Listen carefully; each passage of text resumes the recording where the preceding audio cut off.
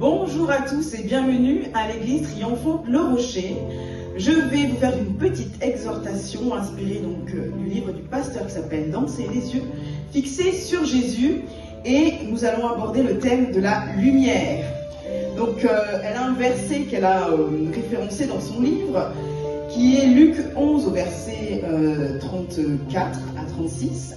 Et c'est un passage qui parle de Jésus qui enseigne la lumière. Donc je vais vous lire rapidement l'extrait de ce passage. « Personne n'allume une lampe pour la mettre dans un endroit caché ou sous un seau, mais la met sous son support, afin que ceux qui entrent voient la lumière. Toi, œil, est la lampe de ton corps. Lorsque ton œil est en bon état, tout ton corps est éclairé. Mais lorsque ton œil est en mauvais état, ton corps aussi est dans les ténèbres.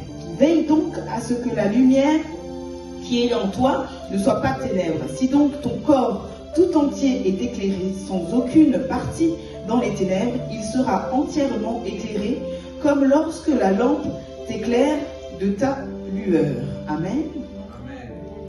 Ici, Jésus enseigne sur la lumière et donc la lampe, c'est Christ.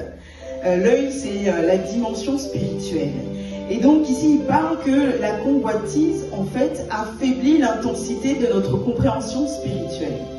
Et elle peut aussi l'éteindre.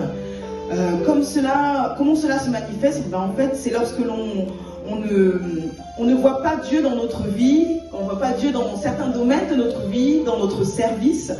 Quand on ne voit pas Dieu dans le monde, c'est lorsque Christ qui vit en nous n'est plus là, en fait. Donc je viens par ce passage encourager tous mes frères et sœurs en Christ dans leur service à toujours veiller à ce que Christ vit toujours en eux, à ce que chaque fois que l'on fait le service, on puisse voir Dieu au travers de ce que l'on fait.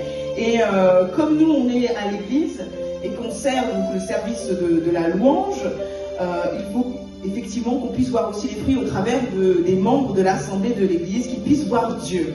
C'est ça l'objectif, que nous soyons des lumières pour eux et qu'ils puissent rentrer dans les voies du Seigneur. Amen.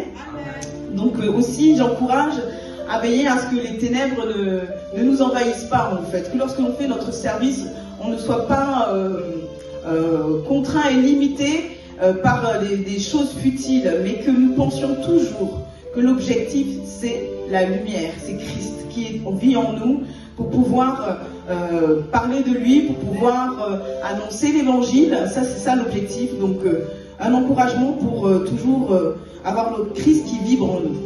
Amen.